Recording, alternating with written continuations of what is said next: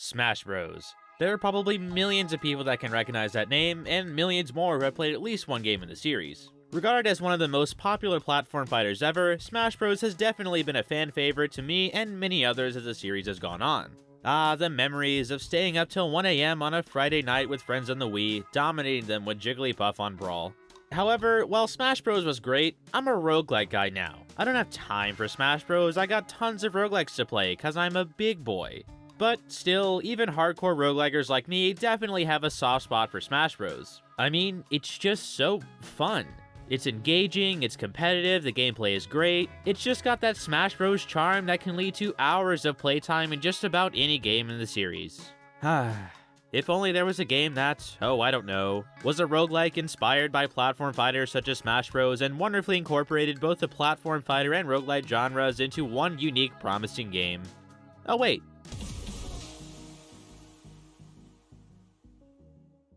Cool. Recursor almost immediately caught my attention when I first saw it. As a small indie Kickstarter demo game developed by one person, you'd think it would be nothing special. You would also be wrong. Its concept is one of the most unique adaptations of the roguelite genre I have seen to date. The game is best described as a platform fighter roguelite. It combines the random generation and permadeath concepts of roguelites with the platform fighter genre, i.e. fighting opponents with damage taken leading to more vulnerability to knockback, and death coming from being launched off the stage or reaching a certain damage threshold. This is the first and so far only time I have ever seen these two genres mixed together, and boy does it actually work. But a quick note before we dive into Recursor. The game itself is split into several different modes: a campaign mode, a versus mode, a time trials mode, and a speedrunner mode. The campaign is the mix of roguelite and platform fighter, the versus mode is more strictly a traditional platform fighter, the time trials mode is, well, a time trial of a short segment of the game, and the speedrunner mode just times your campaign run. So, for sake of time, in this video, I'll be exclusively covering the campaign mode. The speedrunner and time trial modes are not really worth the whole video since they share many aspects of the campaign, but I will definitely cover the versus mode if you all are interested, or you can try it yourself in the free demo on itch.io that I will link in the description. But without further ado, let's get into Recursor. In the Recursor campaign, you play as a Recursor robot boy traveling through randomly generated areas in beautiful 80s style pixel graphics, hitting targets, platforming, and bashing enemies in each area to continue to the next, all while picking up upgrades as you travel.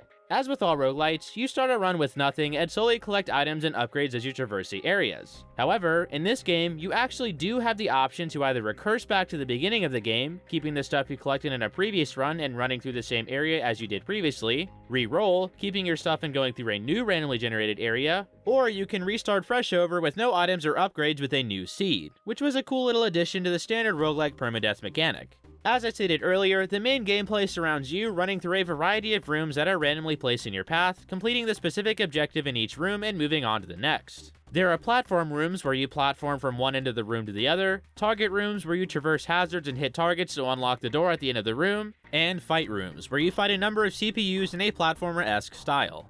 Now, these hazard and enemy rooms are where the game gets really interesting. Instead of having regular health like most other roguelites, you have a percent meter in the bottom left corner of the screen, and the more damage you take from hitting hazards or being knocked around by enemies, the higher your percentage increases. Sounds familiar? As is the case in platform fighters like Smash Bros, the higher your percent meter is, the more knockback you take from hazards and hits, and the more difficult control of your character becomes as a result. As you slowly accumulate damage, each hit, however minor, can launch you super far, and can even chain you into being hit again. The only ways to decrease percent in-game is by reaching upgrade rooms, having the battery drainer upgrade, or killing enemies that drop health. So, you have to be really careful with your percent meter, because the game can get pretty hard, especially in some hazard rooms, and it can be a little stingy with health. So, you have to stay vigilant with keeping your percentage down, because if your meter gets too high, a single hit could send you flying, potentially away from the progress you made in a platform or hazard room, or right into an enemy's clutches in a fight room. I personally think this concept is really cool, as it puts a fun spin on taking damage in a roguelite. Pretty much every other action roguelite I've played so far has a standard health trope. You get hit, you lose health. And while that's fine, this game is the first that really adds some dimension to that. Now, being low on health, or high in percent in this case, is not only bad because you are just closer to dying, it also has the consequence of giving you massive knockback.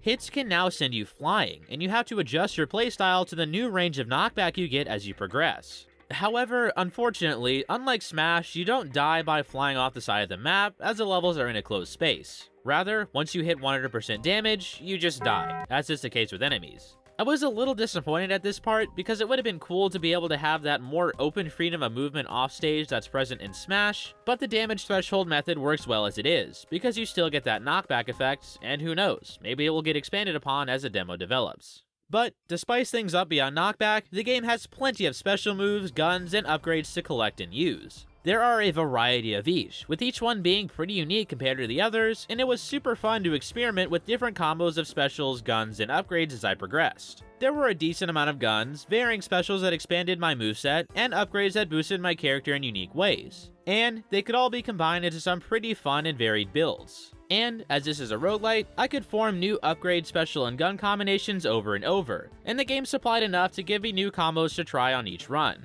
While it may not necessarily be a lot, as I did usually get all specials and mini upgrades after a few recurses, the game is a demo, so it's a good bit for being a demo.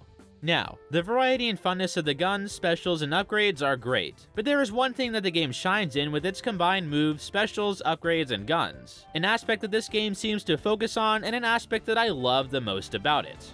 Movement.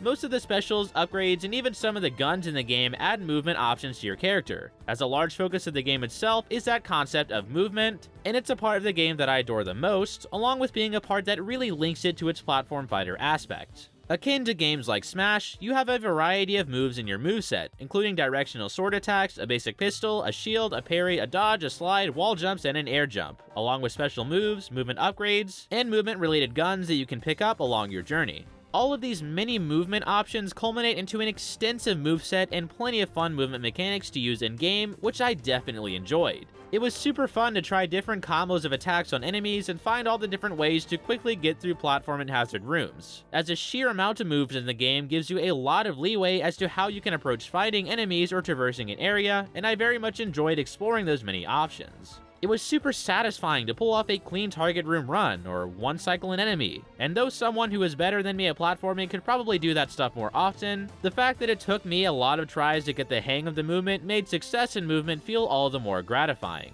And it's no wonder the moveset variety and focus on movement in this game is so great, as the creator themselves said that they wanted the game to have an extensive moveset to play around with.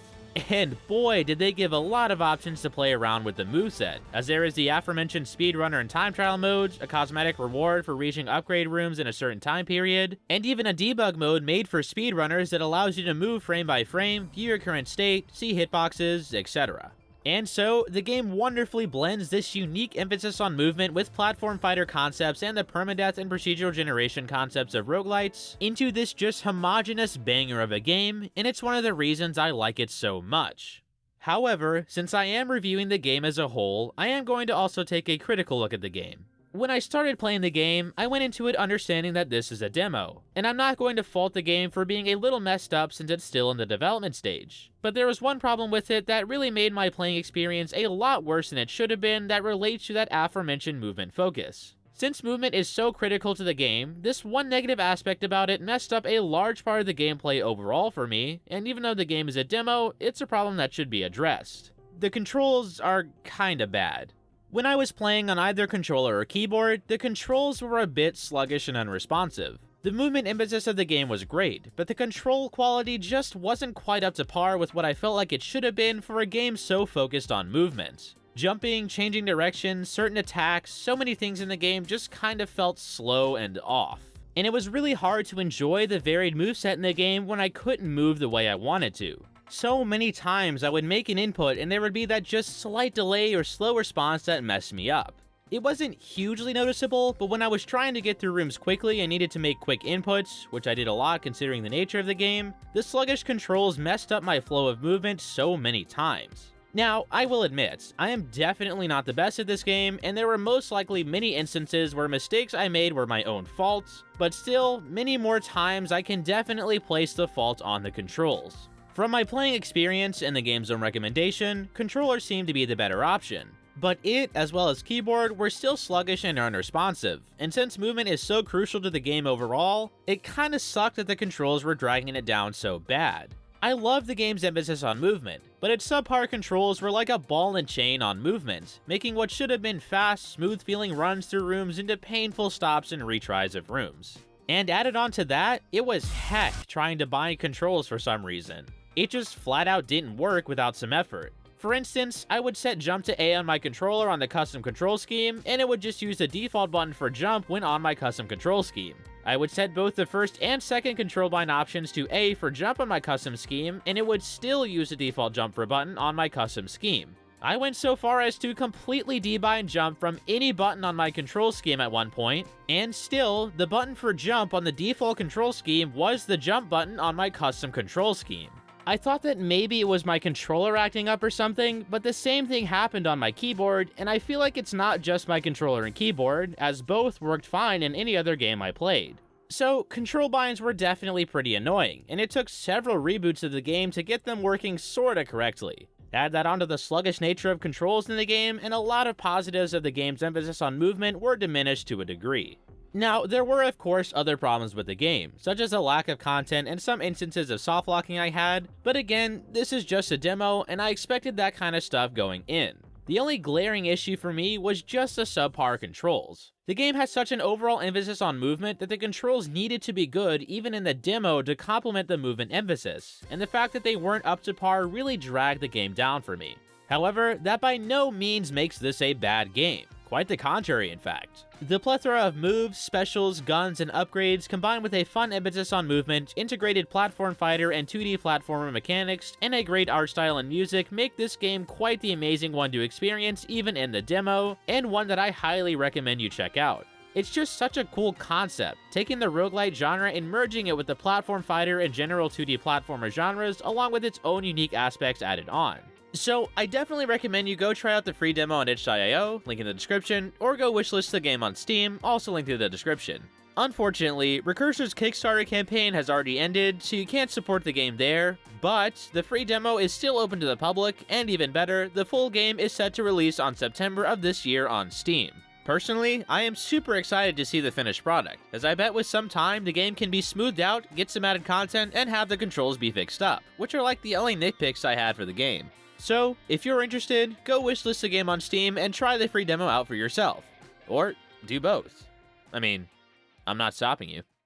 And of course, before I conclude, I must ask, what do you think of Recursor? Does it seem like it has the potential to be something big? If you played the game, what did you think of it? Please let me know in the comments. I didn't mention it much, but this is a bop. I'll see you in the next video. I'm just gonna jam here for a while. Bye.